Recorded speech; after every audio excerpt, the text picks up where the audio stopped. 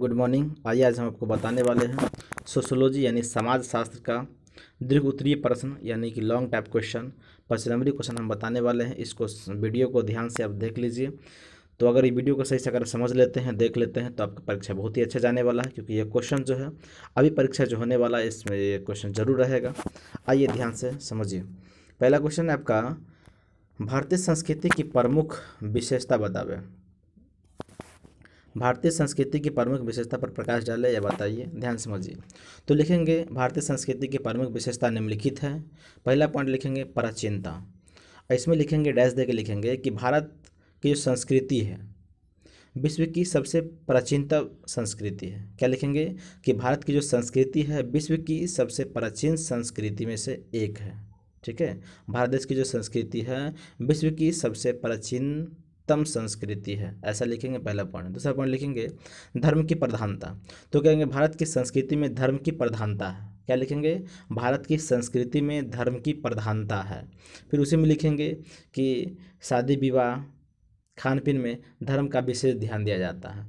ठीक है, धर्म के आधार पर ही शादी ब्याह होता है कि जो धर्म, जैसे हिंदू धर्म है तो उसका शादी ब्याह का कुछ प्रोसेस अलग होता है, तरीका अलग होता है। मुस्लिम लोग का शादी ब्याह का कुछ अलग होता है।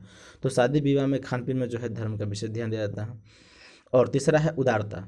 भारत देश की संस्कृति की सबसे बड़ी जो विशेषता है उदारता है। भारत जो है एक उदार देश है। ठीक है, यहाँ जो कोई भी लोग, कोई भी धर्म के लोग आते हैं, कोई भी संस्कृति के लोग आते हैं, तो भारतीय जो है उन्हें जो है शरण दे देता है, उन्हें रख लेता है। तो ये भारत देश की उदारता है। ठीक है, जो आज कोई बाहर के लोग भी आता है, बाहर दूसरे देश से भी लोग आता है, तो उसे यहाँ जो है शरण दे देता है, यहाँ रहने दिया जाता है। ये भारत देश की सबसे अच्छी विशेषता में से एक है कि भारत देश की जो संस्कृति वो क्या है, उदारता है। जो दूसरे संप्रदाय के लोग, दूसरे जाति के लोग भी अगर आते हैं, दूसरे संस्कृति के लोग भी आते हैं, तो भारत जो है उनको शरण दे देता है, उन्हें रहने देता है। तीसरा पॉइंट है, चौथा पॉइंट है सामूहिकता। तो भारतीय संस्कृति की प्रमुख विशेषता एक सामूहिकता भी है, क्योंकि यहाँ के सभी लोग जो है मिलजुल कर रहते हैं, एक समूह में रहते हैं। तो लिखेंगे भारतीय संस्कृति की अच्छी विशेषता है कि यहाँ सामूहिकता है, यानी यहाँ सभी लोग मिलजुल कर रहते हैं। और पांचवा पॉइंट है विविधता में एकता। इसमें लिखेंगे कि भारत एक विशाल देश है, यहाँ अनेक जाति के लोग, अनेक संप्रदाय के लोग, अनेक धर्म के लोग रहते हैं और सभी लोग मिलजुल कर रहते हैं। इसलिए हम कह सकते हैं कि भारत में विविधता में एकता है और यह भारतीय संस्कृति की एक विशेषता है। ठीक है, क्वेश्चन समझ में आ गया होगा। अगला क्वेश्चन समझिए। अगला क्वेश्चन है ग्रामीण एवं नगरीय समुदाय में अंतर बतावे। कि ग्रामीण समुदाय में क्या अंतर है और नगरीय समुदाय में क्या अंतर है, ये क्वेश्चन है। तो इसका आंसर समझिए। लिखेंगे ग्रामीण समुदाय और नगरीय समुदाय में निम्नलिखित अंतर है। और पहला पॉइंट लिखेंगे आकार में। समझिए, तो लिखेंगे कि ग्रामीण समुदाय का जो आकार होता है वो छोटा होता है और नगरीय समुदाय का आकार वो बड़ा होता है। उसी में डैश दे के लिखेंगे आकार में ही कि ग्रामीण समुदाय का आकार छोटा होता है जबकि नगरीय समुदाय का आकार बड़ा होता है। ग्रामीण समुदाय का आकार छोटा क्यों होता है, तो समझ लीजिए। उसमें बड़ा करना तो लिखेंगे कि ग्रामीण समुदाय में आकार इसीलिए छोटा होता है क्योंकि ग्रामीण समुदाय में फैक्ट्री वगैरह, कारखाना वगैरह नहीं होता है, जबकि नगरीय समुदाय में कारखाना होता है, फैक्ट्री वगैरह होता है। तो लोग गांव से जाके वहाँ रहते हैं, इसलिए गांव की जो जनसंख्या होती है, यानी गांव का जो आकार होता है वो छोटा होता है और नगर का जो आकार होता है वो बड़ा होता है। अब दूसरा पॉइंट समझिए। दूसरा पॉइंट है जनसंख्या का घनत्व।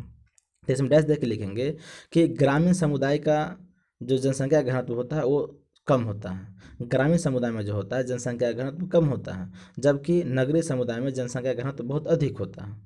क्या लिखेंगे, ग्रामीण समुदाय में जनसंख्या का घनत्व कम होता है जबकि नगरीय समुदाय में जनसंख्या घनत्व बहुत अधिक होता है। तीसरा पॉइंट है पर्यावरण। बोले ग्रामीण समुदाय में पर्यावरण शुद्ध होता है। ग्रामीण समुदाय में पर्यावरण क्या होता है, शुद्ध होता है, जबकि नगरीय समुदाय में पर्यावरण अशुद्ध होता है, क्योंकि नगर में जो है गाड़ी वगैरह चलता रहता है, इसलिए वहाँ का जो है पर्यावरण जो है प्रदूषित हो जाता है।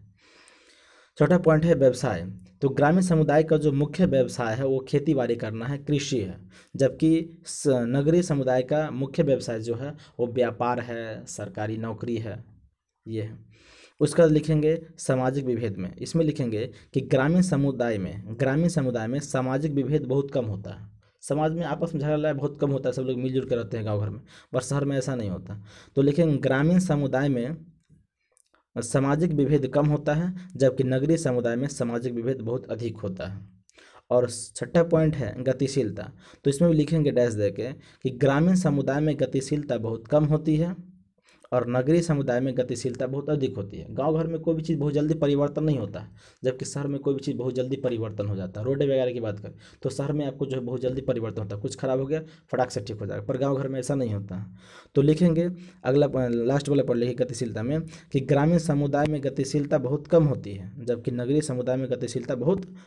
समझिए, ग्रामीण समुदाय की परिभाषा दे और इनकी विशेषता बतावे। तो इसमें क्या लिखेंगे समझिए, लिखेंगे कि ग्रामीण समुदाय उस समुदाय को कहते हैं जो ग्रामीण पर्यावरण में रहते हैं। क्या बोलेंगे, ग्रामीण समुदाय उस समुदाय को कहते हैं, यानी उस समुदाय को कहते हैं जो ग्रामीण पर्यावरण में रहते हैं। ठीक है, ये जो है ग्रामीण समुदाय जो होते हैं प्रकृति पर निर्भर होते हैं। ठीक है, प्रकृति से ही अपना जीवन यापन चलाते हैं। फिर लिखेंगे ग्रामीण समुदाय की विशेषता निम्नलिखित है, और पहला पॉइंट लिखेंगे ग्रामीण जनता का एक समुदाय। इसमें लिखेंगे कि ग्रामीण समुदाय जो होता है ग्रामीण जनता का एक समुदाय होता है। इस समुदाय में सभी लोग आपस में मिलजुल कर रहते हैं और सभी लोग एक दूसरे से जान पहचान के लोग रहते हैं, सभी लोग एक दूसरे को जानते पहचानते रहते हैं। दूसरा पॉइंट लिखेंगे प्राथमिक संबंध। लिखेंगे इसमें कि गांव में बहुत कम जनसंख्या के लोग रहते हैं, यानी बहुत कम लोग रहते हैं और सभी लोग एक दूसरे से परिचित रहते हैं। सभी लोग एक दूसरे को चाचा कह के, भतीजा कह के या दादा कह के एक दूसरे को पुकारते हैं। तीसरा पॉइंट है मुख्य पेशा। तो ग्रामीण समुदाय का जो तीसरा विशेषता है, तो ग्रामीण समुदाय का जो मुख्य पेशा है वो कृषि है, यानी खेती बाड़ी करना है। ये तीसरा पॉइंट में लिख देंगे। चौथा पॉइंट है सदा और शुद्ध जीवन। तो ग्रामीण समुदाय का जो जीवन होता है सदा और शुद्ध जीवन होता है। ग्रामीण समुदाय के जो लोग हैं मेहनत बहुत करते हैं, पर उनके बदले में उन्हें मजदूरी बहुत कम दिया जाता है। और चौथा पॉइंट है, पाँचवा पॉइंट है स्त्रियों की निम्न दशा।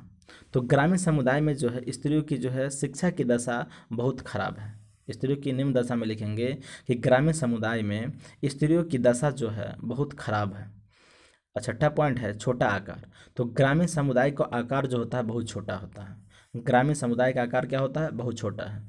इस तरह से हम आपको तीनों क्वेश्चन बता दिए। आप इस तीनों क्वेश्चन को किसी भी तरह से आप कमांड कर लीजिए। आने वाला इम्तिहान में ये क्वेश्चन आपको रहेगा ही रहेगा। अगर आप कमांड कर लेते हैं तो आपका परीक्षा बहुत ही अच्छा जाएगा। ठीक है, धन्यवाद।